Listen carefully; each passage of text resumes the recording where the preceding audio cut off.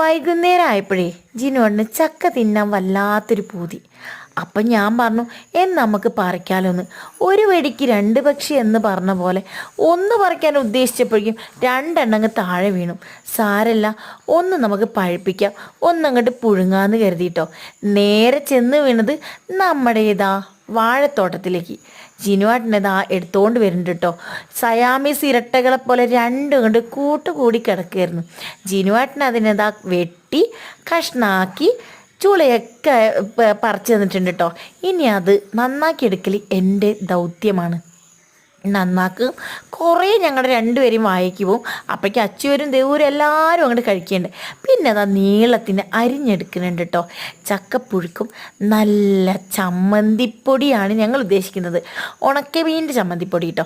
തേങ്ങ പൊട്ടുന്ന ഒച്ച ഇട്ടപ്പോഴേക്കും അമ്പുവാവ് ഓടി വന്നു. പക്ഷെ അതിന് മുന്നേ തേങ്ങ വെള്ളം മൊത്തം ഞാനങ്ങോട്ട് കുടിച്ച് തീർത്തിട്ടുണ്ടായിരുന്നു കേട്ടോ. അങ്ങനെ ഇതാ നമ്മുടെ അരപ്പ് റെഡിയാക്കിക്കൊണ്ടിരിക്കുക.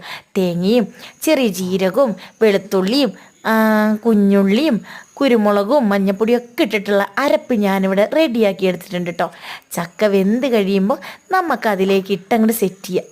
എന്തായാലും ഞാൻ ചക്ക റെഡിയാക്കുമ്പോഴേക്കും ജിനുവേട്ടൻ ചമ്മന്തിപ്പൊടിക്കുള്ള കാര്യങ്ങൾ ജിനുവേട്ടൻ നോക്കുന്നുണ്ടായിരുന്നു കേട്ടോ. എന്തായാലും എൻ്റെ ചക്കപ്പുഴുക്ക് ഇവിടെ റെഡി ആയിട്ടുണ്ട്. ആ സമയം കൊണ്ട് ജിനുവേട്ടൻ്റെ ചമ്മന്തിപ്പൊടിയും ഏകദേശം സെറ്റായിട്ടുണ്ട്. ചക്കയിൽ എരിവും എല്ലാം പാകത്തിനായിരുന്നു. ഞാൻ സ്വന്തം പുകഴ്ത്തി പറയല്ല കേട്ടോ, ഭയങ്കര ടേസ്റ്റ് ആയിരുന്നു കേട്ടോ. ഞാൻ കുറച്ച് ചക്കയും ചമ്മന്തിപ്പൊടി ഇട്ടപ്പോഴേക്കും ജിനുവേട്ടനും അച്ചും എവിടുന്നോ ഓടി വന്നു. പിന്നെ ഞങ്ങൾ 3 പേരും ടേസ്റ്റ് നോക്കിയപ്പോഴേക്കും സത്യം പറയാലോ ഭയങ്കര ടേസ്റ്റ് ആയിരുന്നു. കൈപ്പുണ്യമെന്ന് പറയല്ല കേട്ടാ, വല്ലാത്തൊരു കൈപ്പുണ്യമായിപ്പോയത്. എന്തായാലും വീഡിയോ ഇഷ്ടപ്പെട്ടെന്ന് വിചാരിക്കുന്നു. ടാറ്റാ.